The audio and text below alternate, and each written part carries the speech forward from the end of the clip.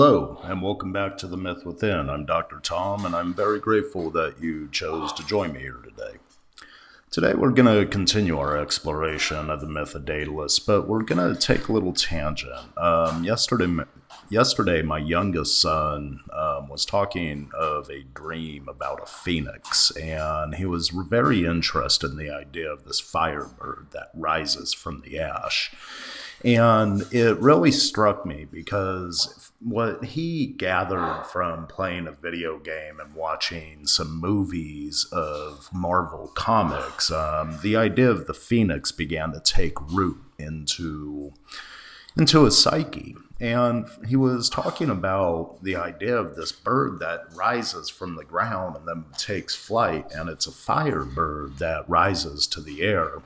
And in many ways, while I don't know a lot about the particular myths of the phoenix, which will be something we definitely explore in future episodes, I do know the psychological value of the symbol really talks about what we have been talking about in the Myth of Daedalus as the psyche's need to descend into the ashes, to take part in the ash work in order to reascend back to the nature of its realized state.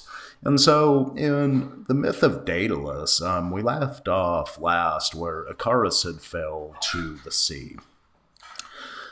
Daedalus had already fastened the wings to Icarus, and he took off in flight to escape the prison of the labyrinth of King Minos that Daedalus had created. The passage from Bullfinch's mythology reads, "They passed Samos and Delos on the left and Lebynthos on the right, when the boy, exulting in his career, began to leave the guidance of his companion and soar upwards as if to reach heaven. The nearness of the blazing sun softened the wax which held the feathers together, and they came off. He fluttered with his arms, but no feathers remained to hold the air. While his mouth uttered cries to his father, it was submerged in the blue waters of the sea, which thenceforth was called by his name. His father cried, 'Icarus, Icarus, where are you?' At last he saw the feathers floating on the water, and bitterly lamenting his own arts, he buried the boy and called the land Icaria, in memory of his child.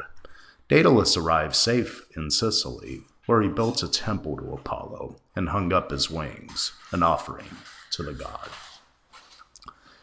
In this passage, we see the father who loses his son, the descent into the sea, the unconscious aspect of the soul that moves the person back and forth to really work on the work needed in order to create the means by which ascent could take place. Now, in many cultures, the idea of the unconscious is represented by the shadow or the dark nature of what is there.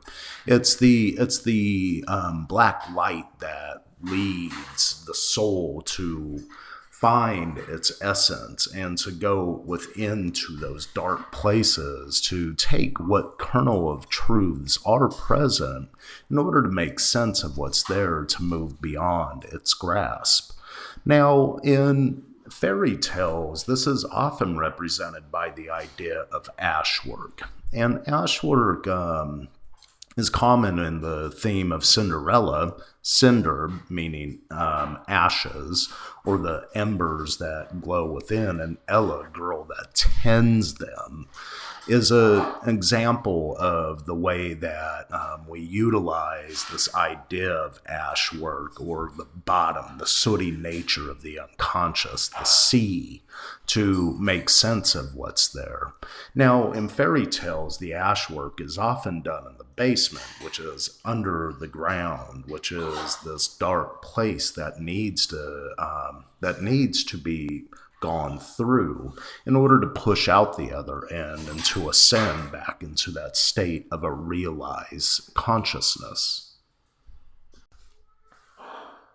While Icarus falls into the sea and his father loses him to the nature of his unconscious, what we're promised within this is that as the childhood psyche descends into the sea of the unconscious, or the ash work, a period common to adolescence, it too will begin to find its nature. It will be buried in the past, so it can arise into something new. Now, in the story, he buries the child and names the land Icarus in his memory. In the idea of the Phoenix, however, we have this rising ascent that comes from this place, this dark place, the ash place, that really ascends to the nature of the soul's potential to realize its spiritual state.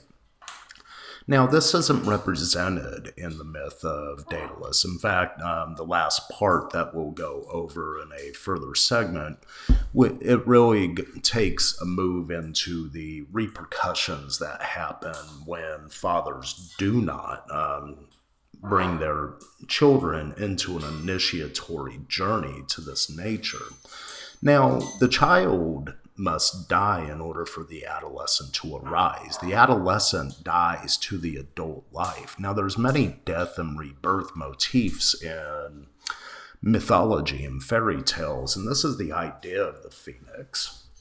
In fact, my son really began to touch upon this when he was telling me, and this came from a 7-year-old, how he believed the bird was like a winged angel, how the firebird was like a soul's willingness to rise to heaven from the depths of its earthly existence. Now, I'm paraphrasing here, but he was going in this nature that there's this idea of the soul that comes to earth and then rises again. And he talked about shooting stars, that when a person dies, there's always a star that falls.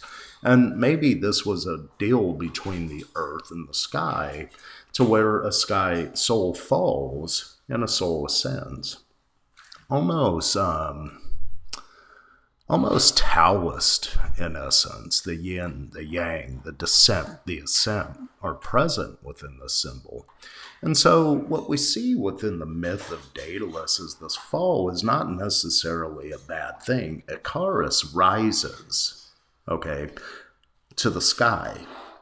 Because he's not initiated into earthly ways, he falls from heaven and back onto earth, and he goes into the sea, this unconscious state, where hopefully one day, after the toils of working through the unconscious are met, and the identity is formed, he could once again rise. For as even the ideas of Christian burial tell us, from ashes we come, to ashes will return.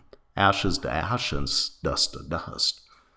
We rise from ashes. We fall into ashes. And as Carl Jung once said, we escape the tomb of the womb to one day return to the womb of the tomb. Now, there's many death and rebirth motifs here. Maybe our fall into this unconscious state is not such a bad thing. However, we need myth. We need the framework of myth, of fairy tales, to create the means by which this journey we undertake makes sense. I thank you for joining me here today, and I want to leave you with a quote from author Anne Baxter. It's best to have failure happen early in life. It wakes up the phoenix bird in you, so you rise from the ashes. Thank you again for joining me, and I wish you namaste, my friends, and may blessings find you on your path to advance confidently in the direction of your dreams. Thank you.